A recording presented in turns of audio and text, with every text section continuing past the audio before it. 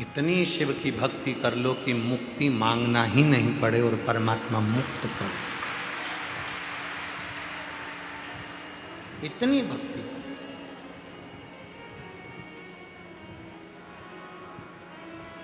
और इतनी जल्दी भक्ति मिलती भी नहीं है। चंदन का तिलक लगा लो और माला पहन लिए और सोचा कि भक्ति मिल गई तो नहीं मिलेगी, बहुत कठिन। मंदिर में जाकर बैठ गए और सोचा कि भक्ति मिल गई, बहुत कठिन। तीर्थ में जाकर बैठ गए और सोचा कि भक्ति मिल गई, नहीं मिल सकती। गंगा यमुना के तट पर जाकर बैठ गए और सोचा कि भक्ति मिल जाएगी, नहीं मिल सकती,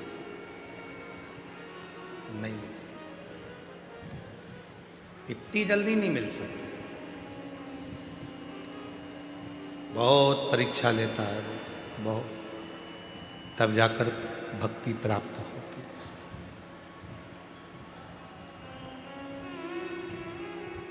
मेरी माताओं, मेरी जीजियों, मेरे जीजाओं, मेरी बेटियों, मेरे बेटाओं, मेरे बुजुर्ग माँ बाप, माता पिता, आपसे एक बात पूछें। जितनी भी मेरी माताएं बैठी हैं, मेरी जीजियाँ बैठी हैं, जीजाओं से तो इस प्रश्न को हम नहीं कर सकते, क्योंकि हो सकता है कोई कोई जीजा इसका उत्तर भी दे सकते हैं, पर प्रश्न है मेरी जीजियों से। नमकीन घर में जब भी तुम तलते हो या नमकीन घर में बनाते हो तो उसको तेज आंच में बनाते हो। गैस की आंच कैसी रखते हो? तेज। अग्नि कैसी रखते हो? तेज।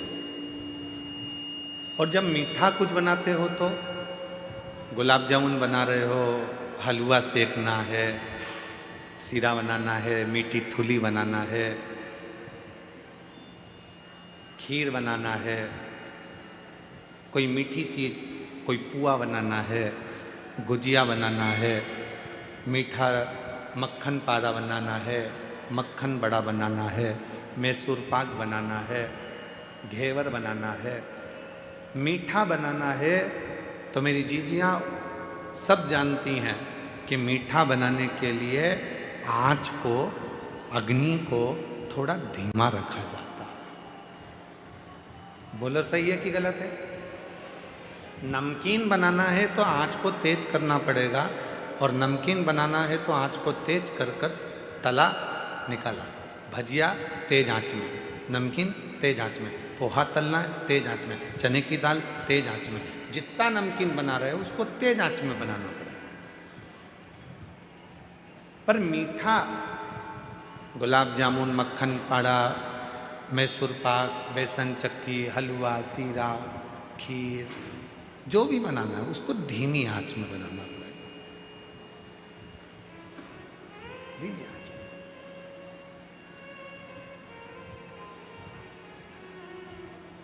बस भक्ति भी वो मीठा है जिसको धीरे धीरे धीरे धीरे, जैसे आटे को सेको धीरे धीरे, सुगंध आने लगती है आटे के सिकने की, उसके बाद फिर वो हलवा तैयार हो जाता है, सीरा तैयार हो जाता है।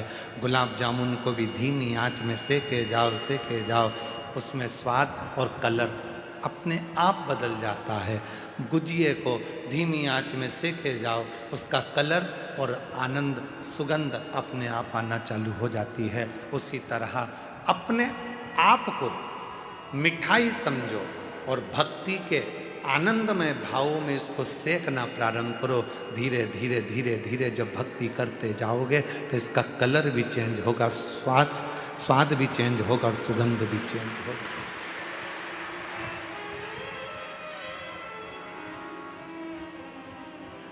ये चेंज होगा।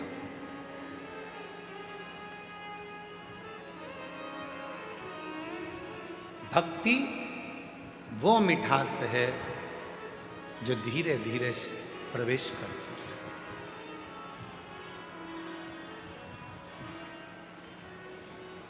राम जी ने किनके झूठे बेर खाए थे? जम के बोलो। शबरी के। किनके घर गए थे?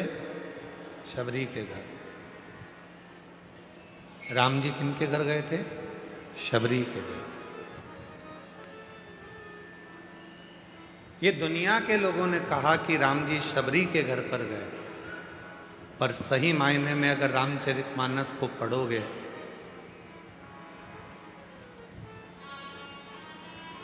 स्कंद पुराण का मानस खंड यदि पढ़ोगे तो उसमें आता है कि राम, मेरे भगवान श्री राम शबरी के दरवाजे पर नहीं, सब्र के दरवाजे पर गए थे। जिसके भीतर सब्र है, राम उसके पास आता जरूर।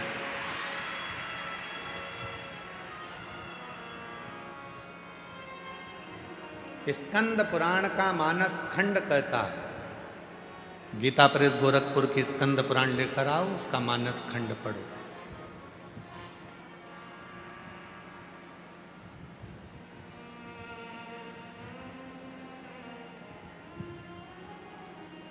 स्कंद पुराण का मानस खंड कहता है कि राम जी शबरी के दरवाजे नहीं, राम जी सब्र के दरवाजे पर गए थे।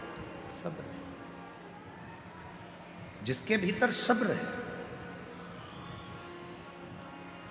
जो सब्र धारण कर सकता है, जो थोड़ी सी सब्री धारण कर सकता है, मेरे परमात्मा उसको मिलते जाए।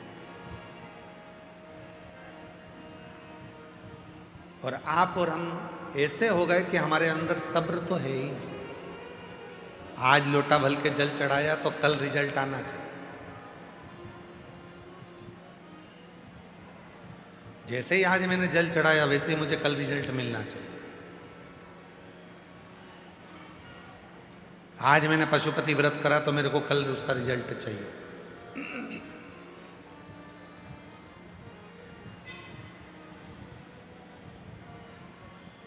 आज मैंने धतूरा चढ़ाया तो मुझे उसका रिजल्ट कल चाहिए। सब्र नहीं है। मेरी जीजियों, मेरे जीजाओं, मेरी बेटियों, बेटाओं, मेरे बुजुर्ग माता पिता, ध्यान देना, सबरी मैया ने कितना सब्र धारण कर कर रखा होगा कि मातंग बाबा कहकर गए हैं कि राम आएंगे,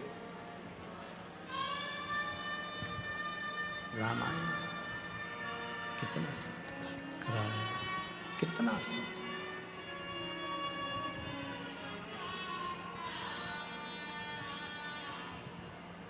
और शबरी अम्मा ने जो सब्र धारण करा, तो सब्र के बल पर एक दिन मेरे भगवान श्री राम उनके पास पहुंचे।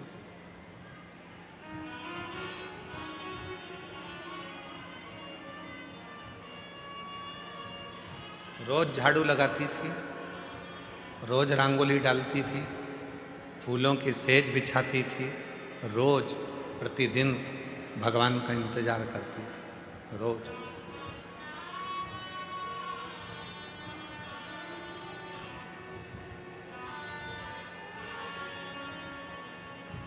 और शबरी बुआरे रास्ता आएंगे राम जी,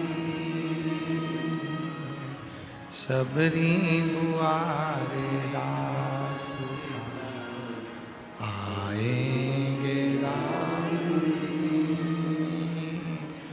मेरा भी धन्य जीवन बनाएंगे राम जी, मेरा भी धन्य जीवन बनाएंगे राम जी। शबरी बुआरे रास्ता आएंगे राम जी,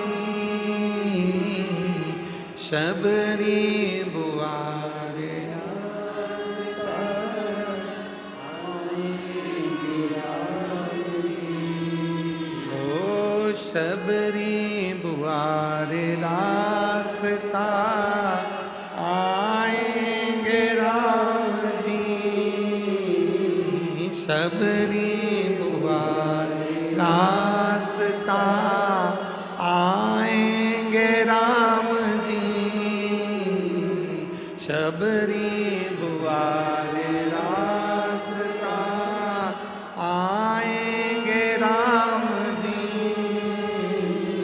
शबरी बुआरे रास्ता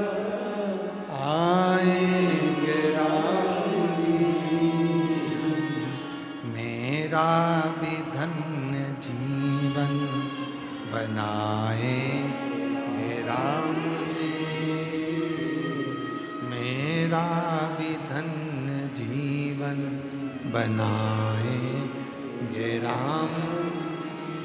शबरी रोज बुआरी लगाती है, शबरी रोज झाड़ू लगाती है, शबरी रोज बुआरी काट रही है, प्रतिदिन झाड़ू लगा रही है, प्रतिदिन बुआरी काट रही है,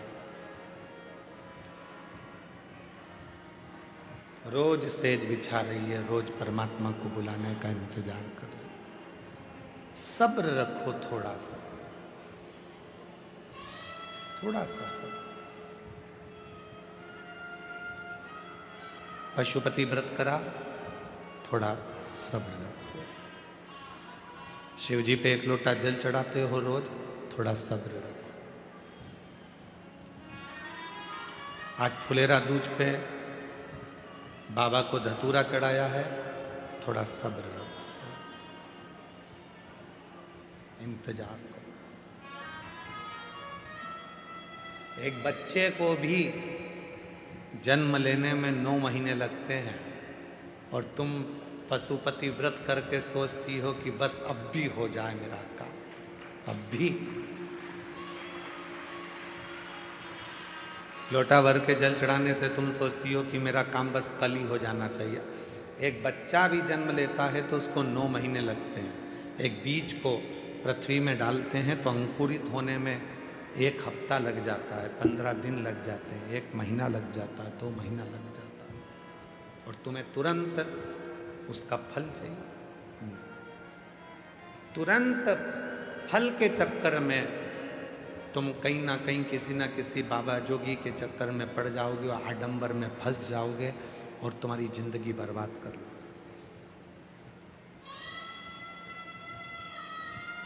आज की दुनिया के पास में सब्र नहीं है, इसलिए 10 बाबाओं को ढूंढते फिरते हैं। बाबा जी तुम हमारा काम कर देना, बाबा जी तुम हमारा काम कर देना। मैं 2 दिन में काम हो जाएगा, मैं 1 दिन में काम हो जाएगा, मैं 15 दिन में काम हो जाएगा। अगर ऐसा ही काम 2 दिन में 5 दिन में होता रहता तो बाबा खुद का काम कर लेता। सब्र रखना पड़ेगा। मैजिक नहीं है कि चुटकी बजाई और काम हो गया। थोड़ा सा कुछ उठाकर फेंक दिया और तुम्हारा काम, ना ना ना, ये मैजिक नहीं। इंतजार करो, थोड़ा प्रतीक्षा करो, थोड़ी सब्र रखो। शिरडी साईं बाबा के दर्शन के लिए जाते हो तो वहां 2 चीजें लिखी रहती है, श्रद्धा, दूसरी सबूरी, सब्र। जितना सब्र रखोगे उतना उतना तुम्हारे जीवन को सुख प्राप्त होगा। हम सब्र ही नहीं रख पा रहे। हमने बोला और हमारा काम होना चाहिए, हमने बोला ऐसा होना तो होना। शिव जी को जल चढ़ाया, हमारा काम होना तो होना। हमने भगवान से प्रार्थना करी, ऐसा होना तो होना। सब्र। आज धतूरा चढ़ाया तुम लोगों ने, सबने, पूरा भारत, पूरा विश्व आज शिव जी को धतूरा चढ़ा रहा है। और कई जगह पर धतूरे की कीमत 100 रुपए हो गई है।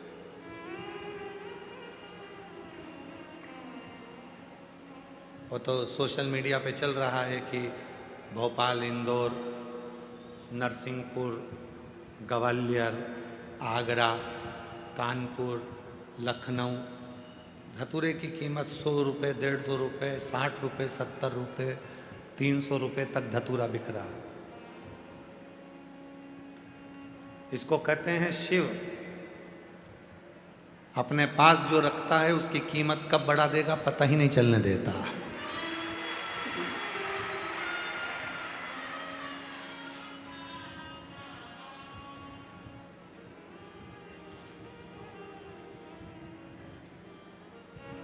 आज आप लोगों ने हल्दी लगाकर धतूरा चढ़ाया है, शिव जी को प्रार्थना करी है, निवेदन करा है, विनती करी है, विनय करा है, बाबा को अपने मन की बात कही है।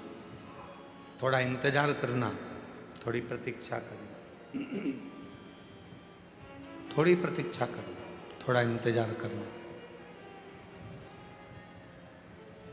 इस धतूरे का फल आपको मिलेगा जरूर, बाबा खाली नहीं करेगा। भर कर भेजेगा।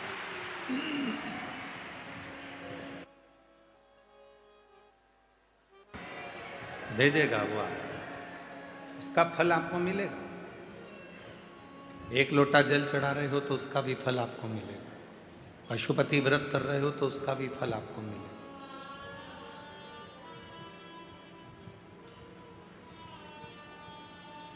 खाली न जाता कोई दर से तुम्हारे, खाली न जाता कोई दर से तुम्हारे, मैं भी खड़ी हूँ नन्ही बाहें पसारे, अपने हृदय से लगा लो, गिरा जा रहा हूँ, उठा उठा भोले अपने दर से अब तो ना टालो, गिरी जा रही हूँ, उठा। उसका फल आपको प्राप्त मिलेगा। सब्र रखना, इंतजार करना।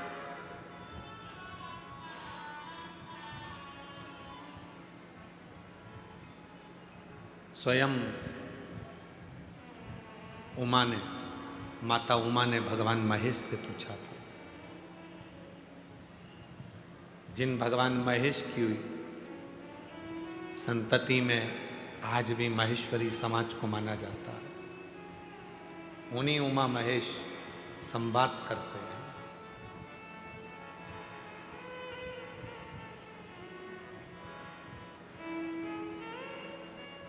उन्हीं उमा महेश। माता उमा ने महेश भगवान से पूछा, शिव जी से पूछा,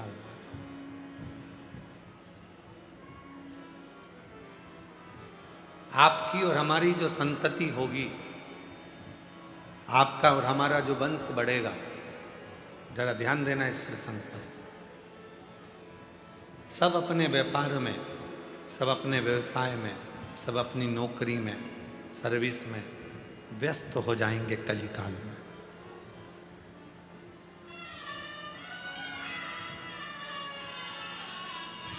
संसार का प्रत्येक मानव अपने अपने कार्य में लगा रहेगा, तब उस व्यक्ति वो अपने परिवार का भरण पोषण करेगा, अपने आप को संभालेगा, समाज को संभालेगा, घर को संभालेगा, कुटुंब को संभालेगा, परिवार को संभालेगा।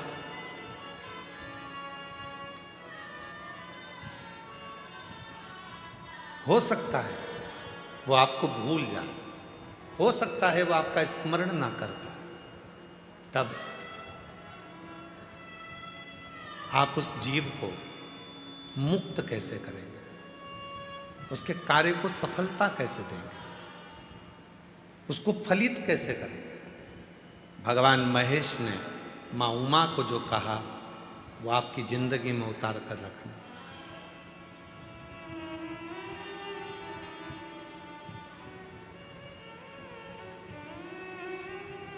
भगवान शंकर और पार्वती का जो रिश्ता है वह 51वें नंबर पर आता है।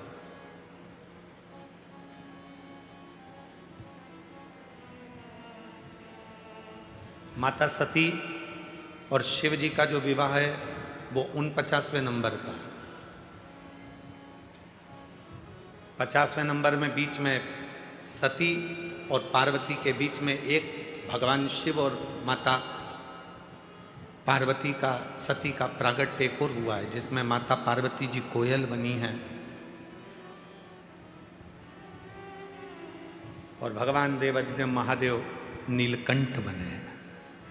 ये बीच में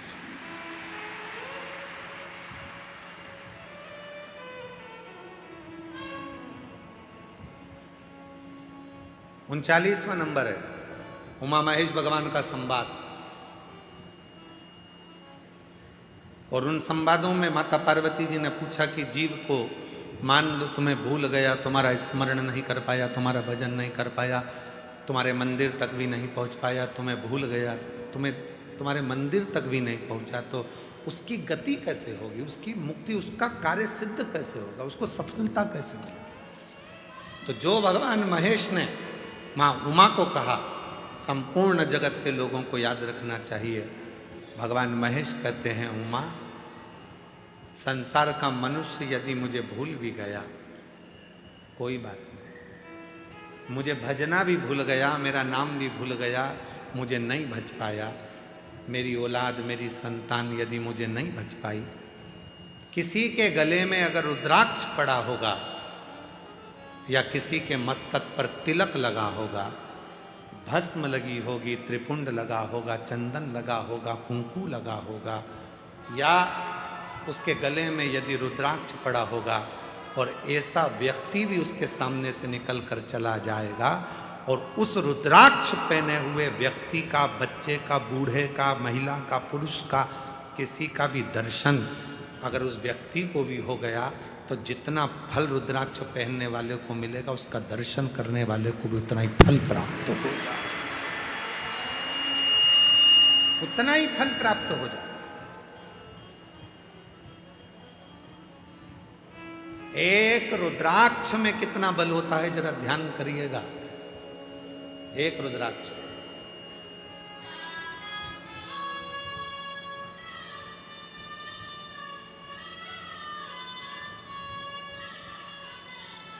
$63 नैनार, 63 शिव भक्त तमिल में हुए हैं। 63, उसमें से एक थे भक्तंगित प्रत, जिनका नाम था भक्तंगित प्रत। 63 भक्तों में से शंकर भगवान के 63 शिव भक्तों में से एक भक्त थे भक्तंगित प्रत।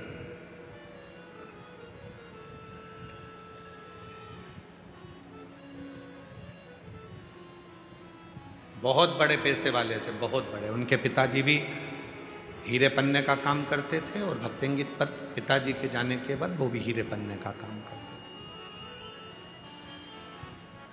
मां कावेरी के तट पर रहते थे।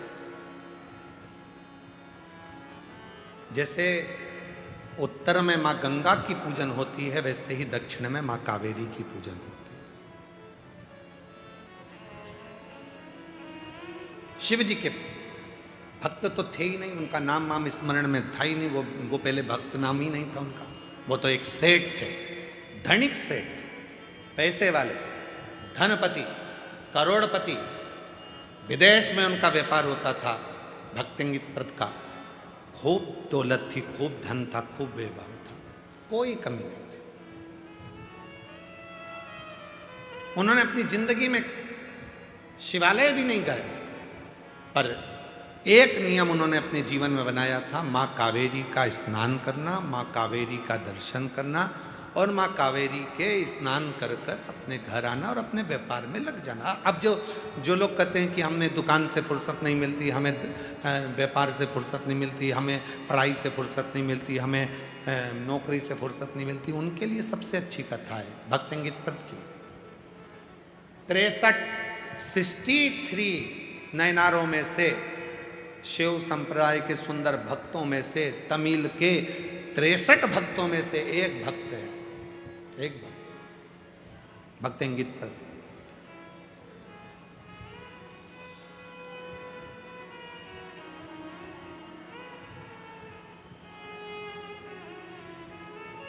माँ कावेरी का स्नान करते थे, पूजन करते थे और आ जाते थे, अपने काम में लग जाते थे। दिन भर काम काम काम, अपना काम जो है उसमें लगे। धर्म पत्नी के औलाद नहीं थी, संतान नहीं थी। सारी दुनिया के जितने भी वेद थे, डॉक्टर थे, सबको दिखाया गया, वेदों को दिखाया। अब पैसा की कमी तो थी नहीं, फिर भी उनके घर में औलाद का सुख नहीं आया भक्तंगित प्रत के। और जब भक्तेंगित प्रद के घर में जब संतान नहीं हुई तो उन्होंने विचार कर लिया कि ये दौलत, ये हीरे, ये जवाहरात, ये धन, ये दौलत किस काम। अब व्यापार करूंगा पर मेरा व्यापार मैं नहीं संभालूंगा, मेरे नौकर संभालेंगे, सेवक संभालेंगे, और अपन तो अपनी बस घर में आराम करेंगे। इसमें वही की वही कर देना। धर्म पत्नी का नाम था वसुमती। वसुमती ने एक दिन पूछा अपने स्वामी से कि तुम आजकल दुकान पर नहीं जाते, व्यापार नहीं करते, विदेश यात्रा नहीं कर रहे हो, हीरा जवाहरत बेचने के लिए नहीं जा रहे हो। भक्तेंगित प्रद ने कहा कि मुझे अब जाने की जरूरत नहीं है, अब नहीं जाऊंगा। किसके लिए कमाऊंगा? जब औलाद ही नहीं है तो फिर कमाना क्या? अब नहीं जाऊंगा, अब नहीं जाऊंगा मैं, अब मुझे जाना ही नहीं। फिर भी धर्मपत्नी वसुमती ने उनको धीरे धीरे धीरे धीरे काम पर भेजा। एक दिन की बात थी। भगवान शिव करुणा कैसे करते हैं वो देखिए, कृपा कैसे करते हैं। आज कावेरी का स्नान कर कर जब आ रहे थे, एक कोई शिव भक्त गले में रुद्राक्ष, लाल धागा था और एक रुद्राक्ष लटक रहा था उसमें। उस रुद्राक्ष के आगे आगे झूलने से उस भक्तेंगित प्रद के नेत्र चले गए और उसने उस शिव भक्त के चेहरे का दर्शन कर लिया। कई लोग कहते हैं सीवर वाले गुरुजी कोई कथा, ऐसी ऐसी कथा लाते हैं कि वो हमको, तो हम फिर कहें 63 नयनार में से भक्तेंगित प्रद का कथा निकालना, 63 शंकर भगवान के भक्त जो तमिल में हुए हैं उसमें से एक भक्त की कथा ये है कि रुद्राक्ष पहनने वाले के मात्र मुख का दर्शन कर लो तो भी शिव के दर्शन का फल प्राप्त हो जाए। कोई कहता है कि रुद्राक्ष क्या महिला नहीं पहन सकती? कौन सी पुराण में लिखा है कि रुद्राक्ष महिला नहीं पहन सकती? कोई कहता है रुद्राक्ष क्या लड़कियां नहीं पहन सकती? शिव महापुराण की कथा कहती है मेरी जगत जननी जगदम्बा तो कुंवारी अवस्था में हिमालय राज ने उनके गले में रुद्राक्ष धारण कर दिया था। माँ पार्वती के गले में रुद्राक्ष बाल्य अवस्था से था, कुंवारी अवस्था से था।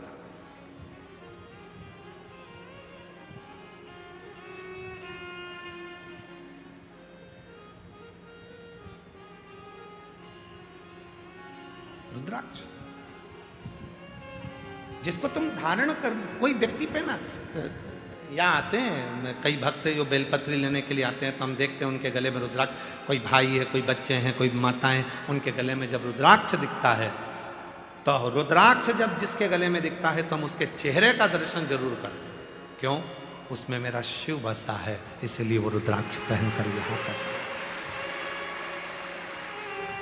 और जिसके गले में रुद्राक्ष नहीं होता वो बाजू में खड़े होकर भी चिल्लाता रहता है बाबा जी बाबा जी बाबा जी, तो भी हम उसको देखते ही नहीं।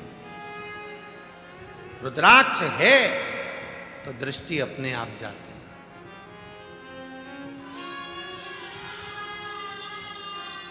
टीसी,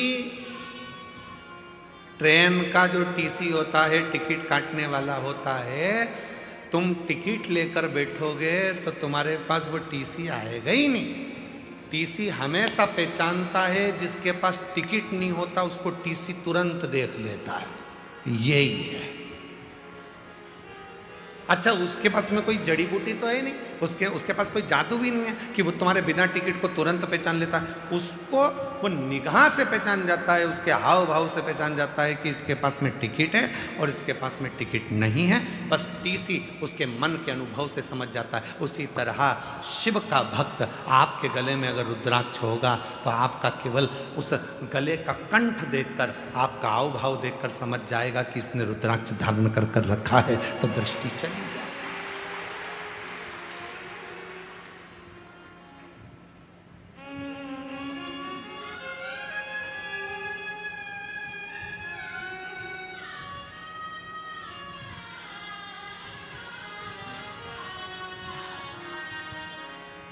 सुंदरता होगी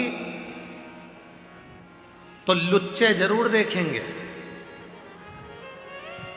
सुंदरता होगी तो लुच्चे जरूर देखेंगे, गले में चेन होगी तो चोर जरूर देखेंगे, और गले में रुद्राक्ष होगा तो महाकाल जरूर देखेंगे, महाकाल जरूर देखेंगे। कितना सुंदर हो तुम, वो लुच्चा कहीं से छुप के कितनी सुंदर है, कितनी सुंदर है, कि वो लुच्चा देखेगा। और तुम्हारे गले में जैसे ही सोने की चेन पड़ी तो चोर पीछे पड़ी। अब जरा विचार करो, सोने की चेन देखकर चोटा पीछे पीछे आता है, तो रुद्राक्ष देखकर मेरा काल अधिपति महाकाल भी पीछे पीछे आता है। रुद्राक्ष देखकर वो शिव पीछे आता है।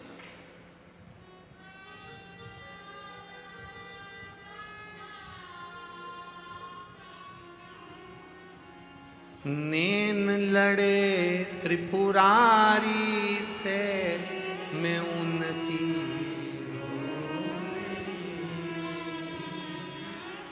नैन लड़े त्रिपुरारी से मैं उनकी मेरे नैनन बरसे नीर से सखी सीहोर जाऊंगी, मेरे नैनन बरसे नीर से सीहोर जाऊंगी, सीहोर जाऊंगी, कुबरेश्वर जाऊंगी, सीहोर जाऊंगी, कुबरेश्वर जाऊंगी, मेरे नैनन बरसे नीर सखी सीहोर जाऊंगी, मेरे नैनन बरसे नीर सखी सीहोर जाऊंगी। नैनों से अश्रु टपकता, अश्रु।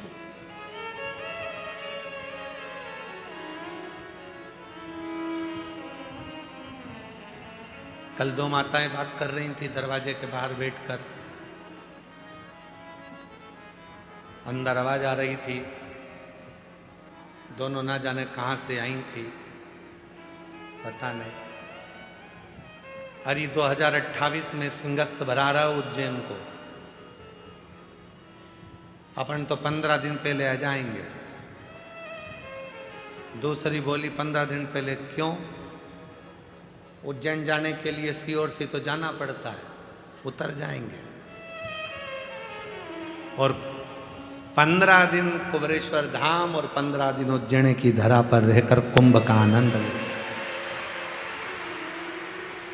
अब वो तो बात कर रही थी, हम सुन के आश्चर्य में पड़ गए। इनकी प्लानिंग अभी से चालू हो गई, 28 तो देरी है।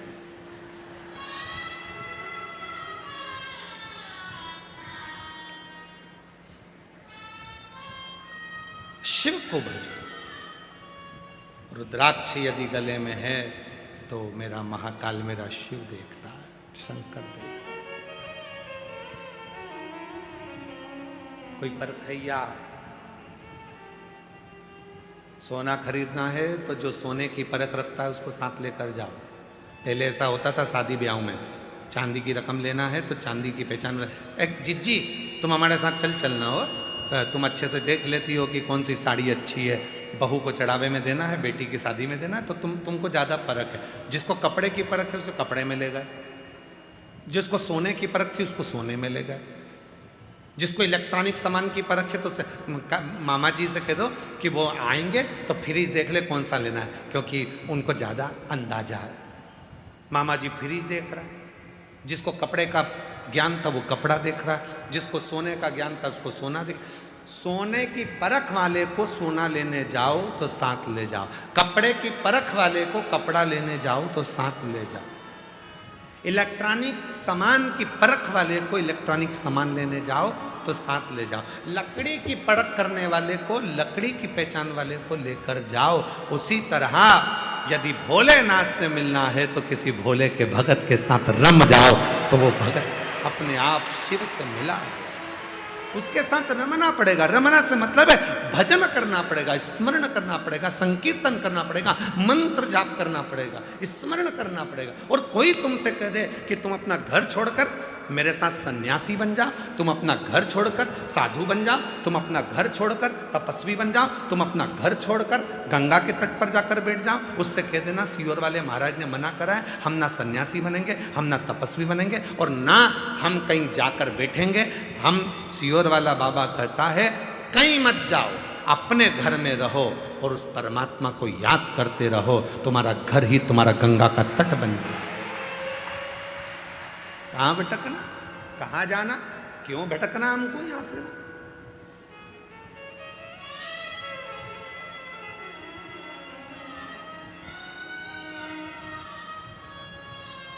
भटकन छोड़ो दो।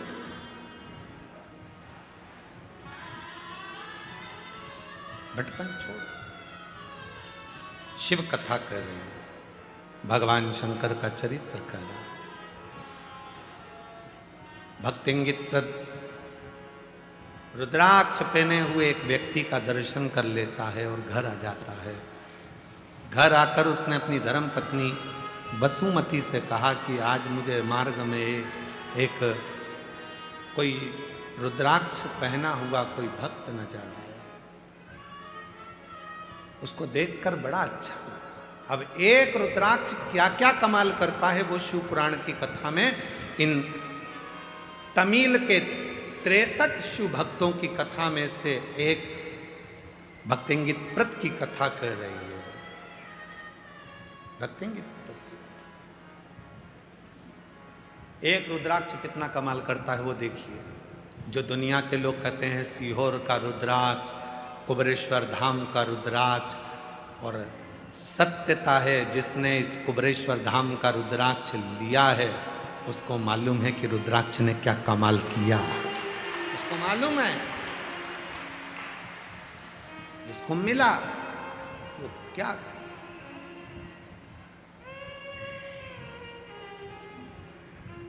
विचार किया। अब वो रुद्राक्ष ने अपना कमाल करना चालू करा। भक्तिंगित प्रत कभी शिव के मंदिर नहीं जाता था, कभी सत्संग में नहीं जाता था।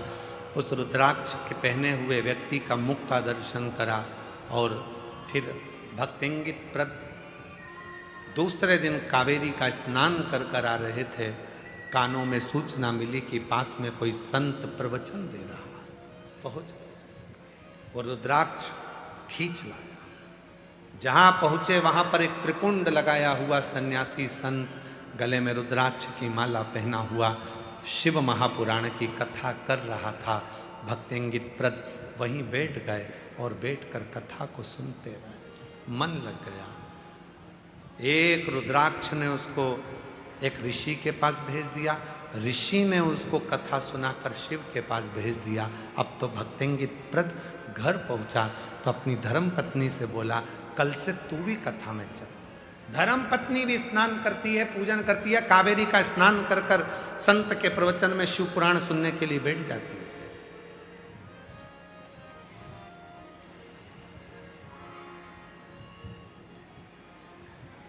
संत ने देखा कि रोज आते हैं, रोज आंखों से आंसू बहते हैं। पूछा, बेटा तुम रोते क्यों? क्या बात है, तुम्हें रोना क्यों आ रहा है? धर्म पत्नी कुछ कहती। भक्तिंगित प्रद ने मन में सोचा कि अब मैं ऋषि से क्या कहूं कि मेरे घर में औलाद नहीं, और अब तो मुझे औलाद चाहिए भी नहीं। अब औलाद की कामना नहीं है, अब औलाद नहीं चाहिए। अब तो स्वयं औलाद नहीं, शिव चाहिए, शंकर चाहिए। अब औलाद की कामना नहीं है। जब माता अंजना देवी ने गौतम बाबा के कहने पर भगवान शंकर के पार्थिव शिवलिंग का पूजन प्रारंभ किया था, जब माता अंजना देवी ने पार्थिव शिवलिंग का पूजन करना प्रारंभ किया था तो अंजना माता के पार्थिव पूजन से शिव जी प्रसन्न हो गए थे। तो उन्होंने माता पार्वती को भेज दिया था, जाकर पूछो कि अंजना को क्या चाहिए। अंजना माता ने, अब अंजना माता के यहाँ तो संतान थी नहीं, पार्थिव पूजन करी, शिव जी का पूजन करा, तब पूछो इनसे इनको क्या चाहिए। पार्वती जी ने जाकर पूछा माता अंजना जी से कि तुम्हें क्या चाहिए। अंजना जी ने कामना करी थी पुत्र की, अंजना जी ने कामना करी थी कि मेरे घर औलाद हो, अंजना जी ने कामना करी थी कि मेरे घर संतान हो। अब अंजना माता साधना कर,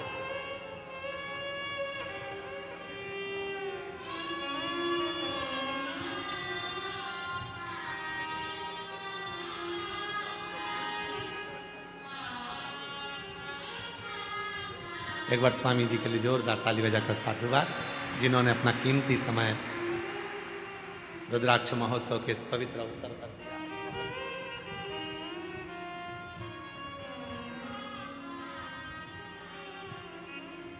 अब अंजना माता संतान नहीं मांग रही है, अब अंजना माता पुत्र नहीं मांग रही है।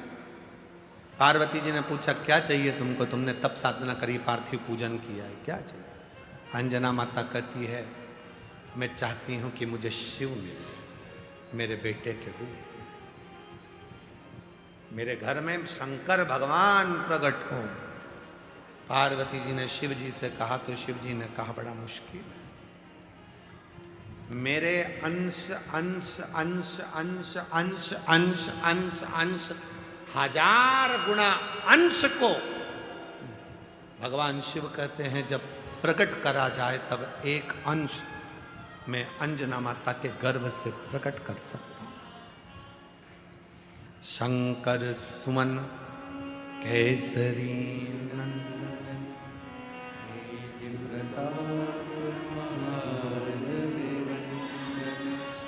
विद्यावान गुणियति चारु राम काज कहिबे को, एक अंश प्रकट कर सकता। अंजना माता ने तो जिद कर ली थी कि मुझे शिव प्रकट हो मेरे गर्भ से। शिव जी समझाए, बोलो उनको नहीं हो सकता, बोलो।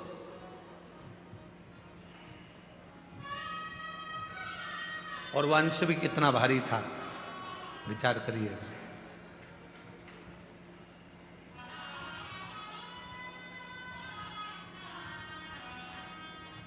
जब कई लोग कह देते हैं ना कि हमारे शरीर में शंकर जी आ रहे हैं, तो मन तो करता है कि इनको विष का कटोरा दे दूं।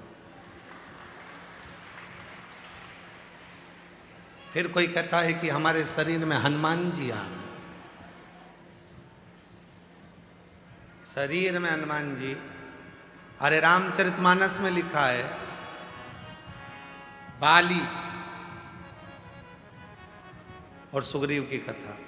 बाली को वर था, जो तेरे सामने युद्ध करने के लिए आएगा उसका आधा बल तेरे शरीर में आ जाएगा। बोलो सही है कि गलत है?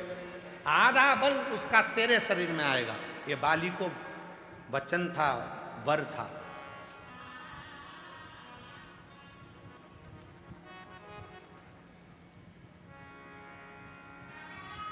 सुग्रीव के मित्र थे हनुमान जी महाराज।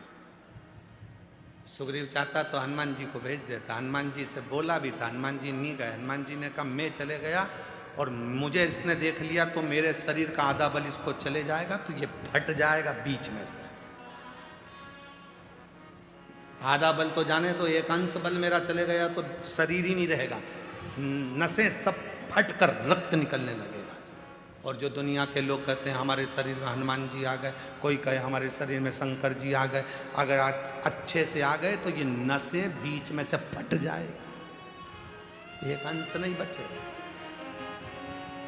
इसलिए फालतू के चक्कर में पड़ो मती, एक लोटा जल सारी समस्या का हल। व्यर्थ की चिंता करो मती कि हम वहाँ जाएंगे तो वहाँ से ये होगा, वहाँ जाएंगे तो वहाँ से ये होगा, कुछ नहीं होने वाला। अपनी मेहनत अपने को करना है, अपने कपड़े अपने को पहनना है, अपने को खांसी चले तो अपने को खांसना है, अपने को हाथ में खुजाल चली तो अपने को खुजालना, अपने को भूख लगी तो भोजन अपने को करना है। रात को पानी भी गिरेगा तो अपने को खुद उठ के जाना है, पड़ोसी से कहोगे ले चल भैया, तो खुद का बैग ले जाएगा, तुमको नहीं ले जाएगा। बोलो बोलो, कल रात को 2:42 पे पानी आया, 12:38 पर पानी आया रात्रि। हम सब समय पे जग रहे थे, पूरी रात तुम्हारे चक्कर में नींद ना आई है। पूरी रात सीहोर में पानी था, अष्टा में पानी था, अमलाय तक पानी था, चौराहे पर पानी था, पर मेरे कुबेर भंडारी ने हाथ में झेल रखा था कि थोड़ा बचा, सब दूर जाए।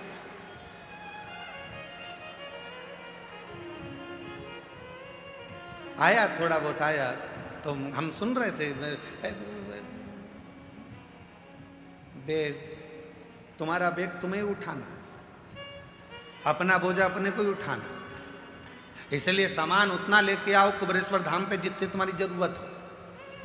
अब लेके ढेर सारा आ गई, ले जाना भी उतने, और ऊपर से बच्चा था तो बाजार में घूम के दे जरा, एक फोटो दे दो, एक गुच्छा दे दो, बंदरवाल दे दो, सामान इतना इकट्ठा। और ऊपर से जितने भी भक्त आए तो कोई ने टॉफी बांटी, कोई ने बिस्कुट बांटा, और तुम बैग में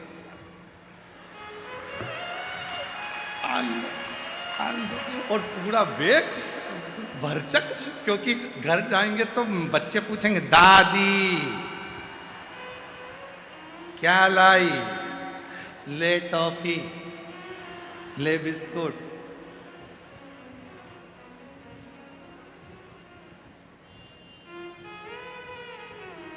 कितना कितना भाव है सब लोगों का, कितना प्रेम है आप लोगों का। तो ये भार थोड़ा कम रखो, ठीक है, अपने भाव से अपने आनंद में आओ, अच्छे से आओ। पिता का घर है, बहुत प्रेम से खूब भरपेट पाओ। 10 बजे से भोजन चालू होता है, रात के 8 बजे तक चलता है। 3 ट्रिप निपटा रहे हो, सवेरे का अलग, दोपहर का अलग और शाम का अलग। 5 रुपए की एक पानी की बोतल मिल जाती है, 1 लीटर की, पेटी पास में लग के बैठे हो, साड़ी डाल के।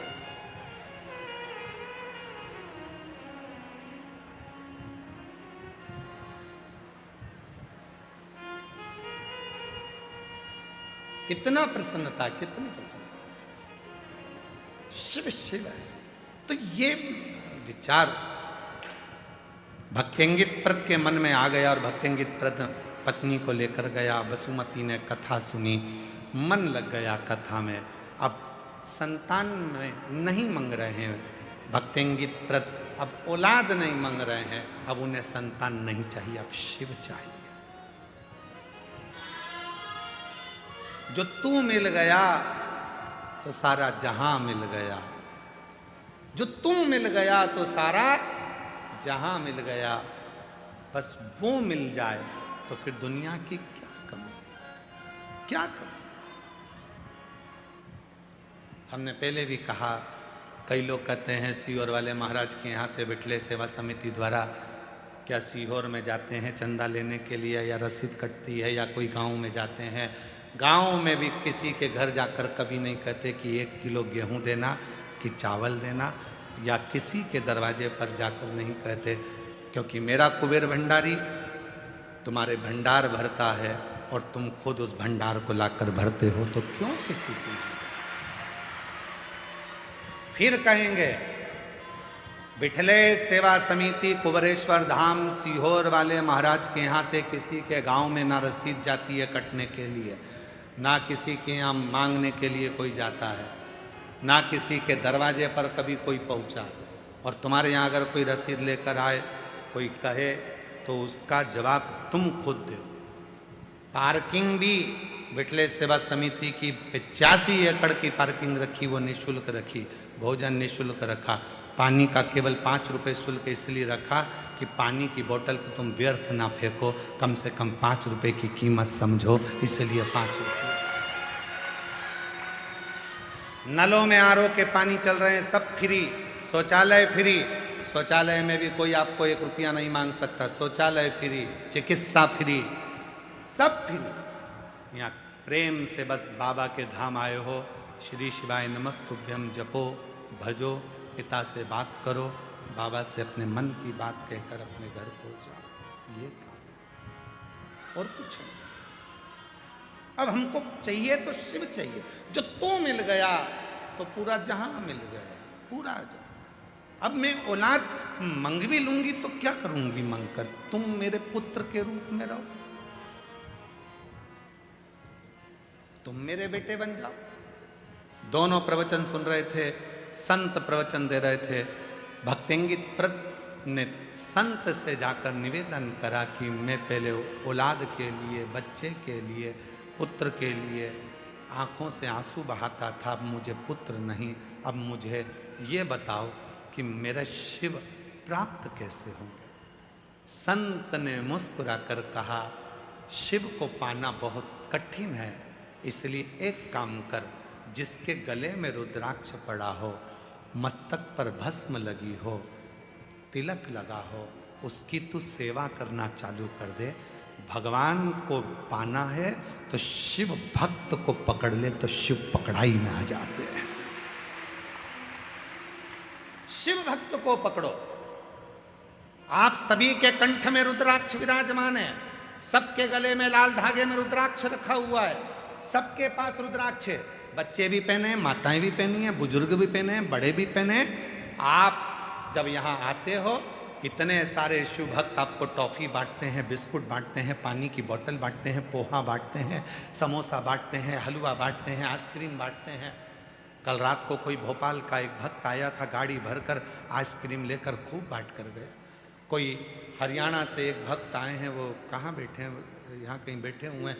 वो प्रत्येक शिव या रुद्राक्ष उत्सव में, कावड़ यात्रा में 22 बोरा भर भर कर पोहा गला गला कर पोहा बढ़वाते हैं। और आज भी उनका 7 दिन से लगातार पोहा। ये इनको एलईडी पर आप देखिए, एलईडी पर देखिए। शून्य पे थे जब बाबा के धाम पर आते थे, आप उनसे उनकी खुद की कहानी सुनना। शून्य पे थे जब कुबेरेश्वर धाम आते थे। हम बाहर घूम रहे थे 4-5 साल पहले, तो वो बोले कि हम बहुत परेशान हैं। हमने कहा ठीक है, आए तो हो बाबा के धाम पर, तो हम क्या करें? तो हमने कहा कुछ मत करो, पानी के पाउच लिया, 1-1, 2-2 रुपए के बांट लो। वो पानी के पाउच से चालू करा, टॉफी से चालू करा। आज विदेश में भी खुद का काम चल रहा है और बाबा ने हाथ पकड़ा है। विदेश में भी काम चल रहा है। इसको शिव कहते हैं। किसको खिलाने आए हो? जिसके गले में रुद्राक्ष है। किसको देने आए हो? जिसके मस्तक पर तिलक है, त्रिपुंड है, तिलक लगा है, जो शंकर की भक्ति में डूबा हुआ है। शिव महापुराण में भक्तेंगित प्रत की कथा कर रही है। 63 शंकर के भक्तों में से भक्तेंगित प्रत की कथा कहती है कि जिसके गले में रुद्राक्ष पड़ा होता है, मस्तक पर तिलक लगा होता है, उस शिव भक्त का यदि मुख भी झूठा कराया जाता है तो लगता है कि शंकर ने प्रसाद पाया है और उसका फल मिलता है, उसका फल मिलता है। क्यों हम शिव पुराण में कहते हैं? जजमान तो व्यवस्था करता ही है, प्रत्येक शिव पुराण में भंडारा चलाता है जजमान, व्यवस्था करता है जजमान। फिर भी हम कहते हैं अपने घर से आओ तो कुछ खाने पीने का लाओ, मठरी बना लाए, खुरमे बना लाए, चने ले आए, कुछ भी लेकर आओ। बाजार से चाहे पानी का पाउच ले लो, पानी की बोतल ले लो, चाहे बिस्कुट ले लो, चाहे टॉफी ले लो। इन शिव भक्तों को खिलाओगे तो इनका खिलाया गया खाली नहीं जाएगा, एक न एक दिन तेरा भंडार भर कर जाएगा। मुख झूठा कराओ इनका।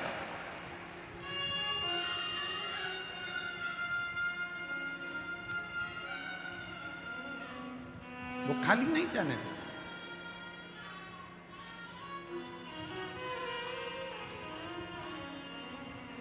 उसकी भक्ति इतनी प्रबल है, इतना विश्वास उसका दृढ़ है, भरोसा इतना।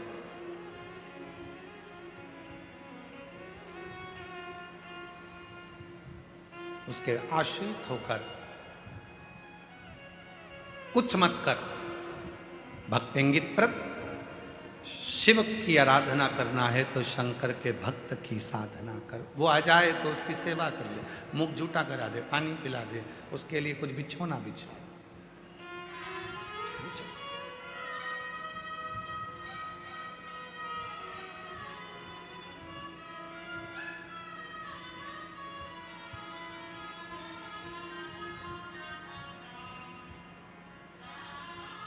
ठीक है, उसी में लग गया, आराधना में, साधना में, भक्तों की सेवा में। पैसे वाला था, जितने भी पैसे वाले लोग थे उसके साथ वाले, उन्होंने कहा पागल हो गया, व्यापार बंद करके ये बाबा ढोंगी चक्कर में पड़ा हुआ है, अपनी जिंदगी नाश कर, अपना जीवन बेकार कर। लोग उससे नफरत करने लगे, अब शब्द कहने लगे। शिव पीछे की आवाज को,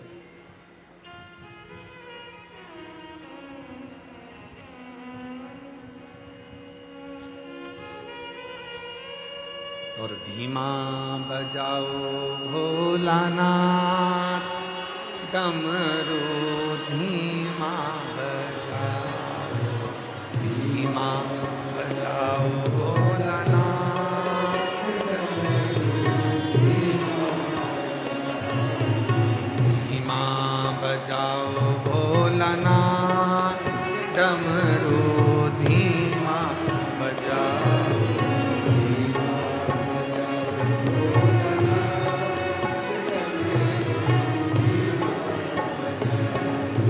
डमरू की धुन सुन के ब्रह्मा जी आए, डमरू की धुन सुन के ब्रह्मा जी आए, ब्रह्मा जी आए संग विष्णु जी को लाए, ब्रह्मा जी आए संग ब्रह्मा जी को लाए। धीमा बजाओ भोलानाथ डमरू,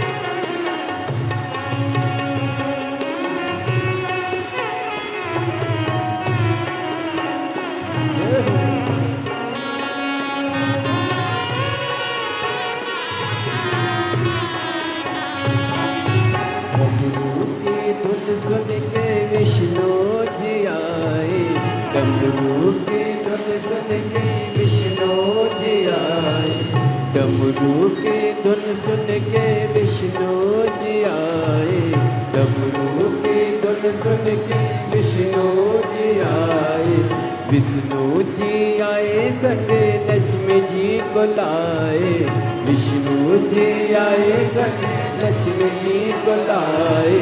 धीमा बजाओ भोलानाथ डमरू, धीमा बजाओ, धीमा बजाओ भोलानाथ डमरू, धीमा बजाओ, धीमा बजाओ भोला, धीमा बजाओ, धीमा बजाओ भोला, धीमा बजाओ, धीमा बजाओ भोला, धीमा बजाओ, धीमा बजाओ भोला, धीमा बजाओ, धीमा बजाओ भोलानाथ डमरू, धीमा बजाओ, धीमा बजाओ भोलानाथ डमरू, धीमा बजाओ।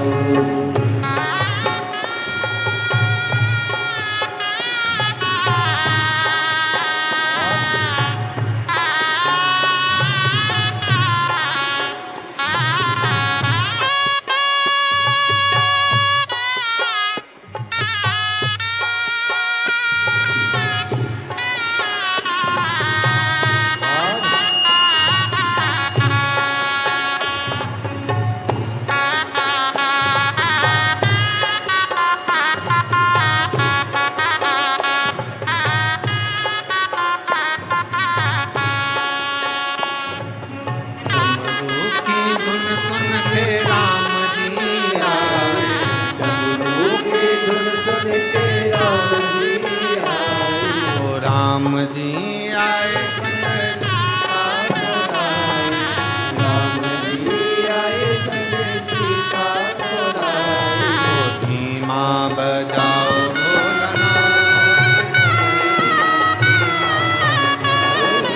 हमारे बीच में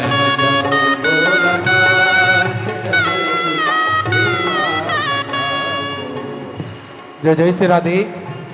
ये हम सभी का परम सौभाग्य है, हमारे बीच में ब्रज की पावन भूमि से पधारे परम सत्य पूज्य देवकी नंदन ठाकुर जी महाराज हमारे बीच में पधारे। एक बार जोरदार ताली बजाकर स्वागत करें।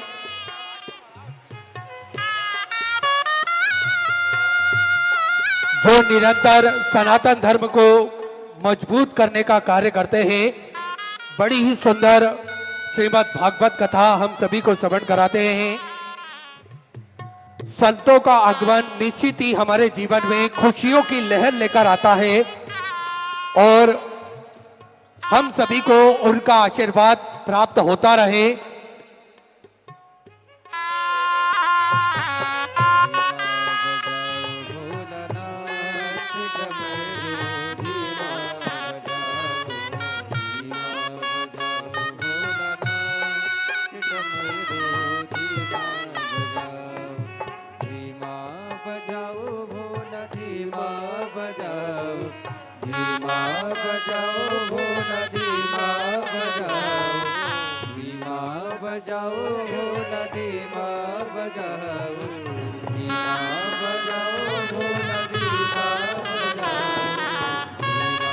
हमारे बीच में मध्य प्रदेश शासन के मंत्री महोदय श्री करण सिंह वर्मा जी यहाँ पधारे हैं, जिनका विधानसभा क्षेत्र भी यहाँ लगता है। एक बार जोरदार ताली बजाकर स्वागत करें।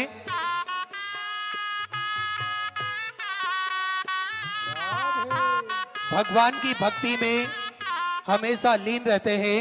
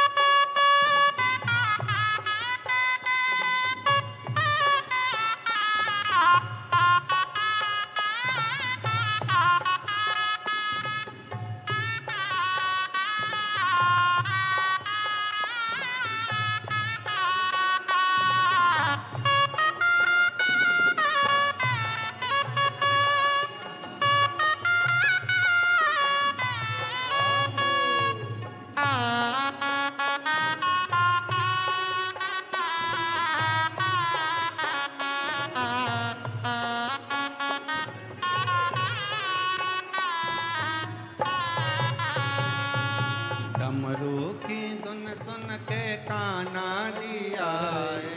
डमरू की धुन सुन के कान्हा जी आए। कान्हा जी आए संग राधा जी को लाए। कान्हा जी आए संग राधा जी को लाए। वो धीमा बजाओ भोलानाथ डमरू धीमा बजाओ भोलानाथ डमरू धीमा बजाओ धीमा बजाओ भोलानाथ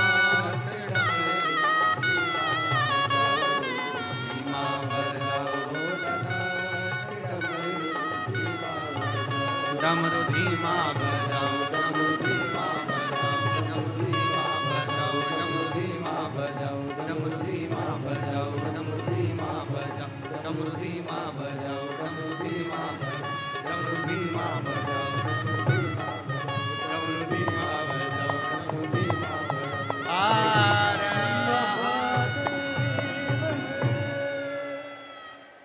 अपने स्थान पर बैठकर भगवान देवाधिदेव महादेव से प्रार्थना करिए, विनय करिए, निवेदन करिए। भगवान शिव जी से अपने मन का भाव कहिए। दिल से प्रार्थना करो, विनय करो। जहाँ जगह मिले वहाँ बैठकर बाबा देव अधिदेव महादेव से अपने मन का भाव करो, हृदय से प्रार्थना करो, विनय करो, निवेदन करो। आज फुलेरा दूज है। रुद्राक्ष महोत्सव 2026 के इस पवित्र पावन प्रांगण में बाबा कुबेर भंडारी की पवित्र धरा पर ब्रज की रज से जिन्होंने संपूर्ण सनातनियों को एक कर रखा है और इतनी बड़ी मांग उन्होंने भारत सरकार से कर रखी है सनातन बोर्ड बनाने की, एक बार जोरदार ताली बजाइए। ऐसे श्री परम रसिक परम आनंदित भगवान श्री जुगल किशोर भगवान कृष्ण के आनंदमय स्वरूप को अपने हृदय में बिठाने वाले श्री देवकी नंदन ठाकुर जी महाराज ब्रज की रस से हमारे बीच आए हैं। जोरदार ताली बजाएं। साथ में मंत्री महोदय मध्य प्रदेश शासन के, ये इछावर क्षेत्र भी जिनका है, विधानसभा जिनकी है, ऐसे श्री बड़े रसिक, बड़े आनंदित, प्रबल, प्रखर और ऊर्जावान मंत्री मध्य प्रदेश शासन से श्री करण सिंह जी वर्मा जी हमारे बीच में है। एक बार जोरदार उनका ताली बजाकर साधुवाद। साथ में हमारे सन्नी भैया महाजन जी और साथ में श्री पंकज गुप्ता जी, आप सभी का स्वागत। पहले हम हमारी बाबा की स्तुति, फिर इसके बाद में अन्य बातों को लेंगे। सब साथ में बोलेंगे, बाबा को अपना भाव कहेंगे, दिल से प्रार्थना करेंगे, निवेदन करेंगे, विनय करेंगे। जहाँ जगह मिले वहाँ बैठकर, जहाँ जगह मिले वहाँ बैठकर बाबा को अपने मन का भाव कहिए, प्रार्थना करिए, विनय करिए। आज फुलेरा दूज है। कथा का छठा दिन शिवरात्रि का होता है। लाखों की संख्या में आप लोग आए हैं। जो मंदिर में बैठे हैं वो मंदिर में, जो बाहर बैठे हैं वो बाहर, पीछे के 3 और पंडाल में जो बैठे हैं, साइडों में बैठे हैं, रोडों पर जो बैठे हैं वो वहीं बैठकर बाबा से अपने मन का भाव कहें, प्रार्थना करें। साथ में बोलिएगा।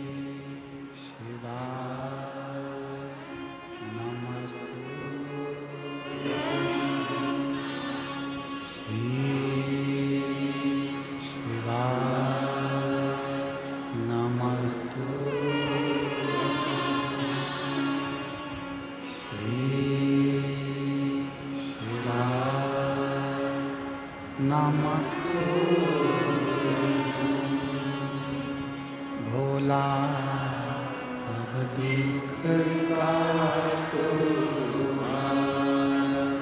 ओ भोला सब दुख काटो शिव शंकर जपो तेरी माला भोले बाबा जपो तेरी भोला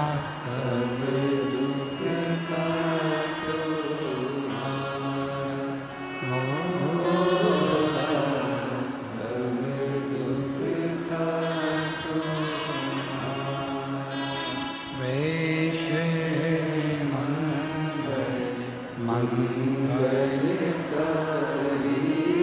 वैसे मंगलकारी शमशान वासी हमारा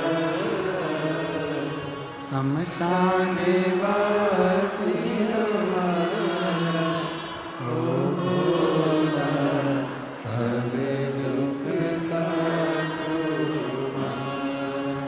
ओ भोला सब दुख का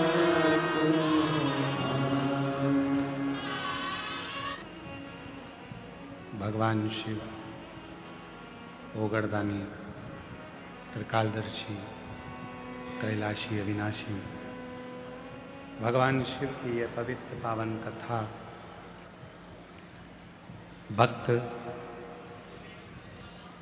भक्तिंगित प्रत की ये पवित्र चरित्र चल रहा हमारे बीच में सनातन के ऊर्जावान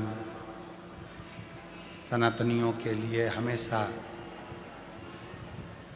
एक तरफा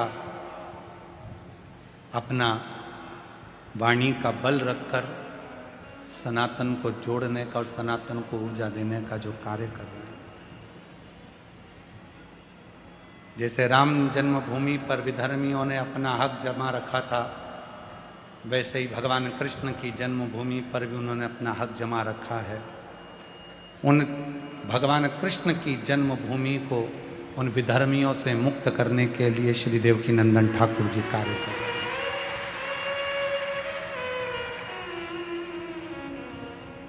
उन विधर्मियों को पीछे हटाने के लिए और सनातन को आगे बढ़ाने के लिए सनातन बोर्ड की स्थापना के लिए कार्य कर रहे हैं। ऐसी जागरूकता जनमानस में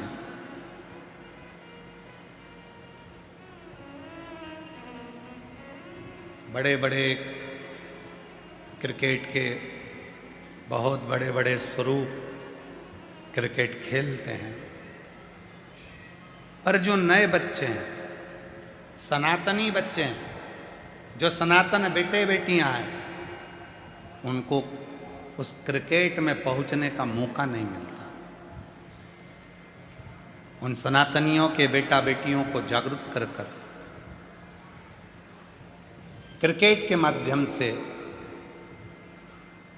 सनातन प्रीमियर लीग SPL का एक आयोजन आपके द्वारा हमारे मध्य प्रदेश में भी 12 से 15 मार्च के बीच हो रहा है। एक बार जोरदार ताली बजाएं।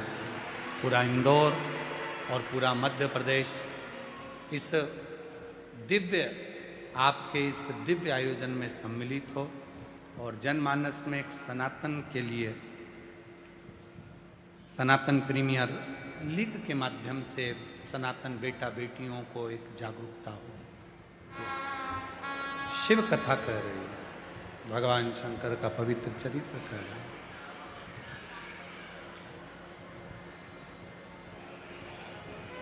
भक्तिंगित प्रत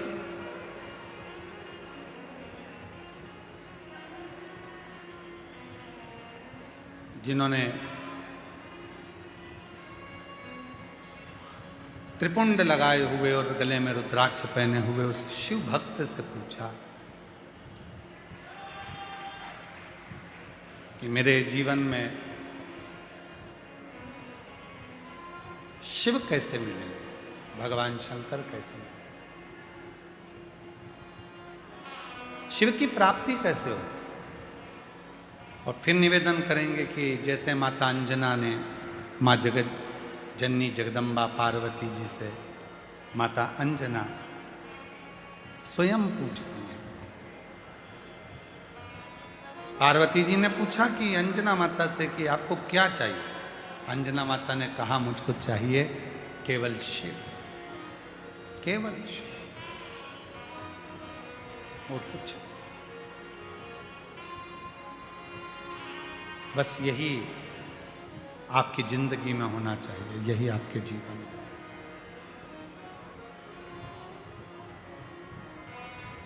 जब तुम मिल गए तो पूरा जहां मिल गया, शिव मिल गए तो संपूर्ण संसार में जो सुख है वो सारा सुख आपको अपने आप प्राप्त होना चाहिए, अपने आप प्राप्त, उसको ढूंढना नहीं पड़ेगा। सारा सुख अपने आप मिल जाएगा, सारा सुख। भक्तिंगित प्रत निवेदन करते हैं, विनय करते हैं कि मुझे शिव कैसे मिले, और मेरी जीजियों, मेरे जीजाओं, मेरी बेटियों, बेटाओं, मेरे बुजुर्ग, माँ बाप, माता पिता, ध्यान रखना, शिव को पाने के लिए फिर निवेदन करूं कि बहुत दिखावे की जरूरत नहीं। शिव को पाने के लिए बहुत कुछ दिखाना नहीं पड़ेगा। शिव को पाने के लिए शिव जैसा बस भोला बन जाओ तो शंकर देव अधिदेव महादेव प्राप्त होगा, शिव जैसे।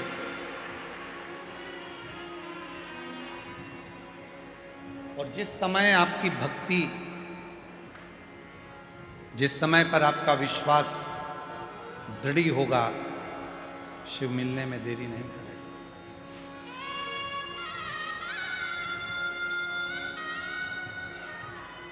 फिर भगवान शंकर को मिलने में देरी नहीं। और मैंने तेरे ही भरोसे बाबा, तेरे ही भरोसे हवा बीच उड़ती जाऊंगी बाबा, डोर तो छड़ीला में कटी जाऊंगी, भोले मैं तेरी शंभू में हवा बीच उड़ती जावानी बाबा, डोर तो छड़ीला में कटी जावानी। 63 नयनारों में तमिल के 63 शिव भक्तों में भक्तिंगित प्रद की जो कथा है वो बड़ी विचित्र है। अब मुझे शिव चाहिए। इन 63 नयनारों में जो भक्तिंगित प्रद है वो कह रहे हैं कि मुझे अब कुछ नहीं चाहिए, मुझे शिव चाहिए। वसुमती कह रही है, धर्मपत्नी कह रही है कि उन्होंने कहा है कि जिसके गले में रुद्राक्ष पड़ा हुआ हो, मस्तक पर भस्म लगी हो, त्रिपुंड लगा हो, चंदन लगा हो, तिलक लगा हो, उसकी सेवा करो।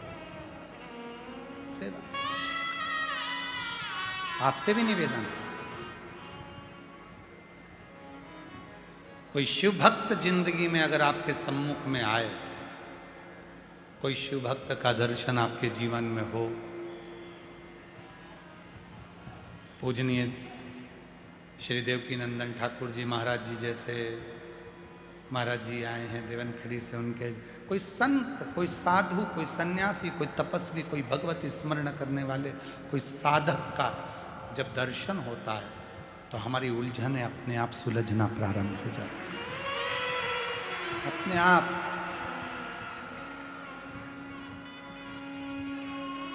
स्वयं सुलझती है।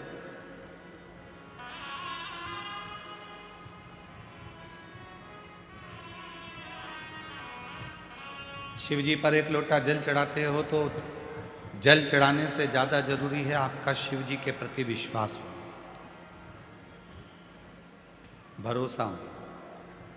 यदि आपकी जिंदगी में आप भगवान पर भरोसा नहीं कर पाए, विश्वास नहीं कर पाए, तो शिव तत्व मिलेगा नहीं। एक पत्र है, अच्छा है।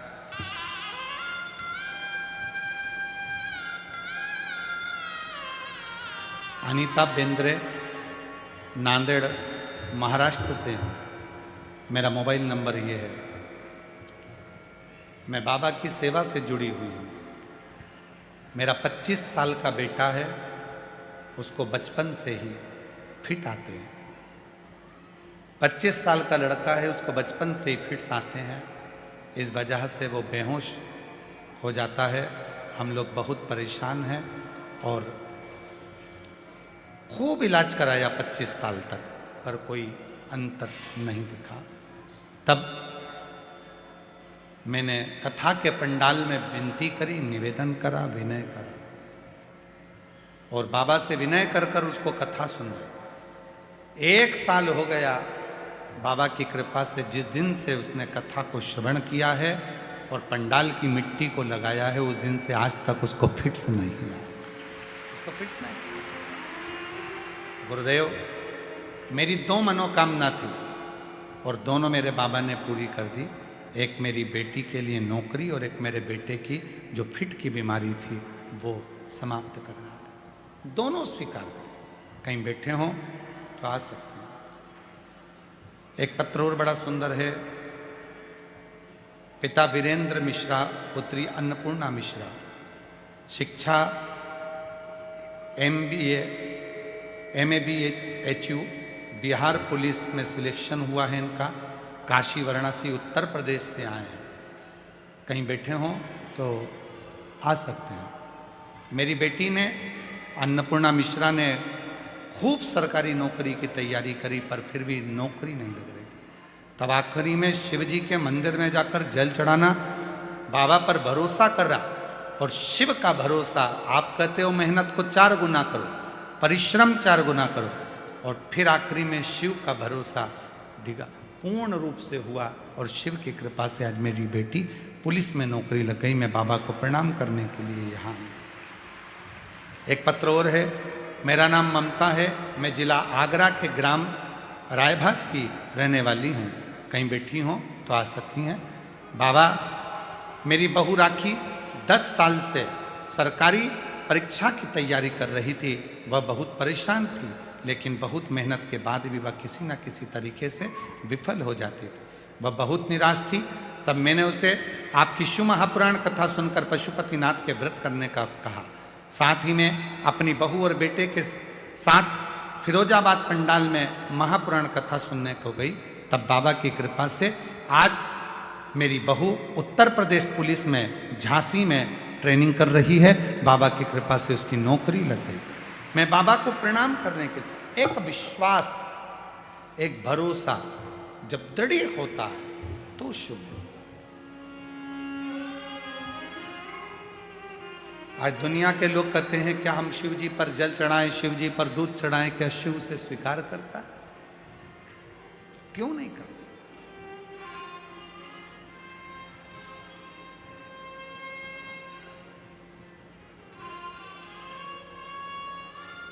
उस पर आश्रित तो हो। मेरे भोले तेरा सहारा है, मेरे भोले तेरा सहारा है, मेरी नैया का तू किनारा, मेरी नैया का तू मेरे बाबा तुझे पुकारा है, मेरे बाबा तुझे पुकारा है, मेरी नैया का तू किनारा, मेरी नैया का तू।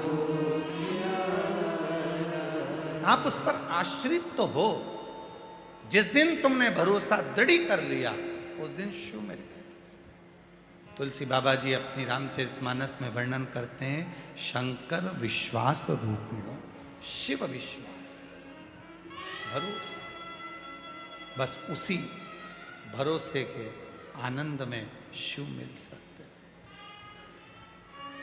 भक्तेंगित प्रत अपनी धर्म पत्नी वसुमती के साथ में शिव की आराधना में लग गए।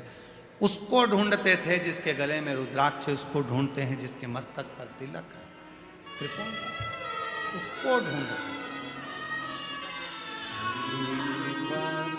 क्या है भरोसा, कब किस पर हो जाए, जरा सी हम पर कर दो, जरा सी हम पर कर दो। तेरी कृपा का क्या है भरोसा, कब किस पर हो जाए, जरा सी हम पर कर दो, जरा सी हम पर कर दो। बेटे को 25 साल का लड़का है, इलाज कराते कराते थक गई, उसके फिट की बीमारी समाप्त नहीं हुई। तब 1 साल से कथा श्रवण करी और कथा के पंडाल में बैठकर ही वहाँ की मिट्टी को अपने स्पर्श किया। शिव की कृपा से 1 साल से उसको फिट नहीं आए। जोरदार ताली बजाकर साधु का शिव तत्व भगवान देवादिदेव महादेव का प्रसंग कर रहा है।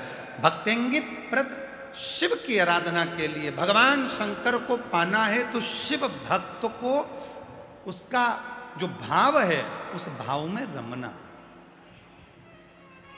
भूखे को भोजन, प्यासे को पानी, जय बाबा बर्फानी। क्यों कहा जाता है?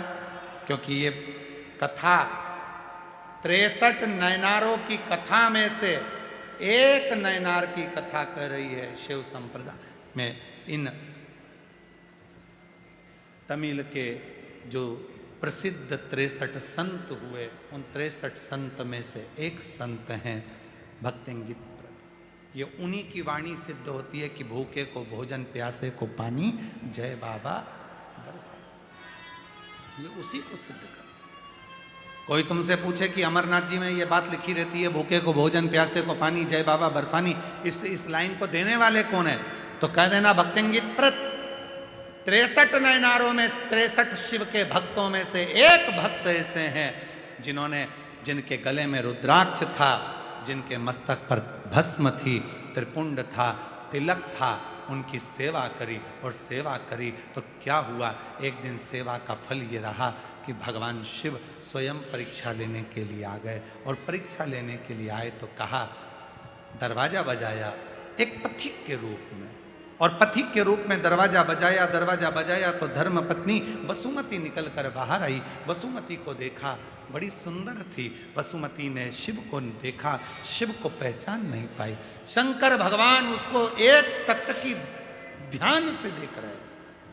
अभी आपको कहा, जिसके गले में रुद्राक्ष होता है, मेरे महाकाल की दृष्टि उसके चेहरे पर पड़ती जरूर है।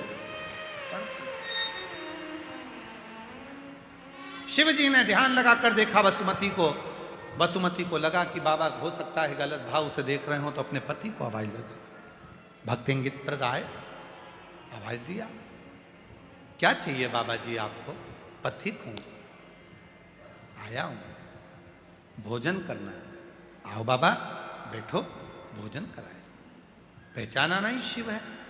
बाबा भोजन तो कर लिया, बहुत धन दिया है मुझे मेरे भोलेनाथ ने, हीरे का काम है, रतन है, माणिक है मेरे पास में, अंबारियां हैं, विदेश में काम चलता है, दक्षिणा में क्या दूं तुम बता दो। शिव जी ने कहा, पथिक ने कहा, दक्षिणा में अगर कुछ देना चाहता है तेरी धर्म पत्नी दे दे मुझको। धर्म पत्नी? भक्तेंगित प्रत के ना नैनों में जल आया, ना वाणी में रुकावट आई। गुरु ने कहा था कभी भी आ सकता है, परीक्षा ले सकता है, घबराना नहीं। ठीक है, मेरी धर्म पत्नी मैं आपको दे देता हूं। पथिक लेकर चले, गांव में सूचना हो गई कि बताओ भक्तेंगित प्रत तो इतना भगवान की भक्ति में डूब गया, इतना भगवान की भक्ति में डूब गया कि उसको इतना अंदाजा नहीं पड़ पा रहा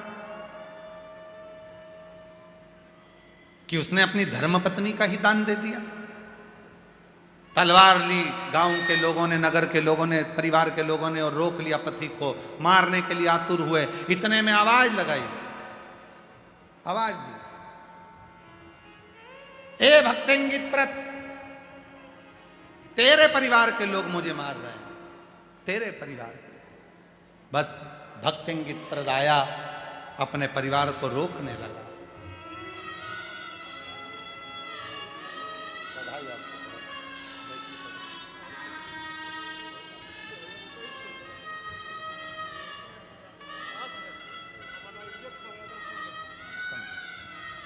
बेटी का पुलिस में नौकरी लगा है, एक बार जोरदार ताली बजाएं।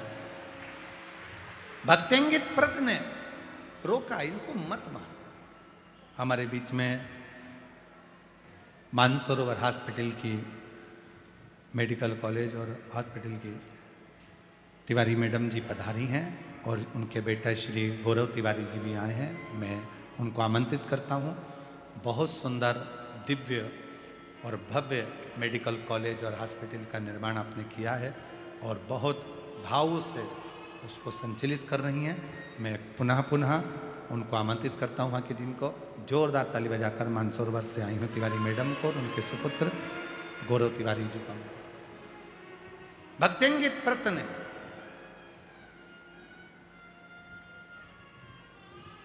रोका परिवार वालों को, परिवार वाले ना रोके तो उन्होंने तलवार लेकर उनको ही मारा। शिव ने कहा कि तू मुझे पहचाना नहीं, तेरी परीक्षा ले रहा था। ये तेरी धर्म पत्नी ही तेरी धर्म पत्नी है। जिनको तूने मारा है मैं उनको जीवित कर देता हूं। केवल तेरी परीक्षा ले रहा था। शिव बहुत परीक्षा लेते हैं, बहुत।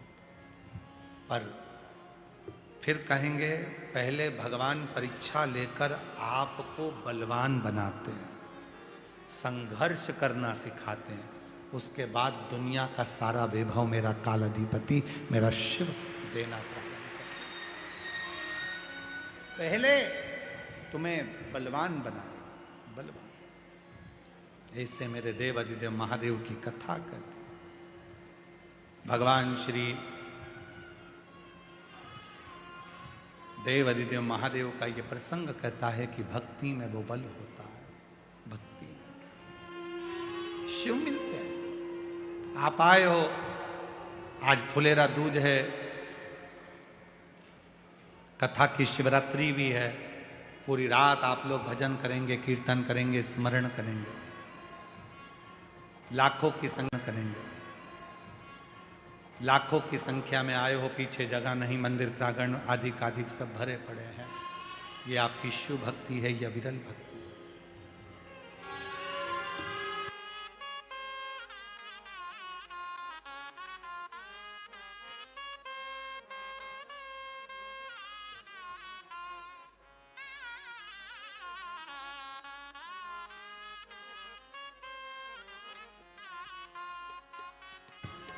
महाराज श्री, ये दोनों माता और पुत्र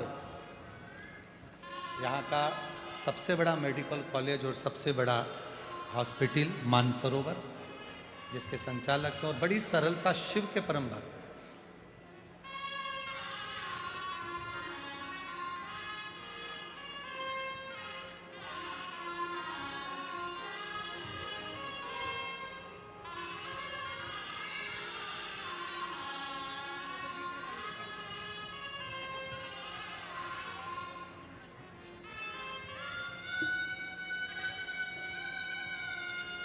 शिव कथा कह रही है, भगवान शंकर का चरित्र कह रहा है। शिव महापुराण की कथा कहती है कि जहां शिव की अविरल भक्ति है वहां सब कुछ। समय आया, भगवान श्री गणेश जी महाराज के मंगल विवाह का प्रसंग आता है। एक निवेदन करना था। आज कथा का 6वां दिवस है, शिवरात्रि है, कथा की फुलेरा दूज है। कल सुबह कथा 8 बजे से 11 बजे तक होगी। आप अपने अपने घर को जाएंगे। रात्रि में कुछ देर बैठकर उस शिव से अपने मन की बात करना, कंकर शंकर की आराधना करना, साधना करना, बाबा को अपने मन का भाव कहना, हृदय से प्रार्थना करना। मैंने तेरे ही भरोसे, उसके ऊपर आश्रित होकर मेरे बाबा दया करना, मैं तेरे भरोसे, भोले बाबा दया करना,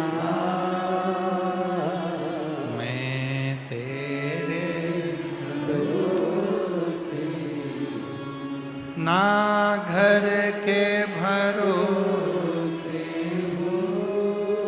ना परिवार के भरोसे हो, ना घर के भरोसे हो, ना परिवार के भरोसे हो। भोले बाबा दया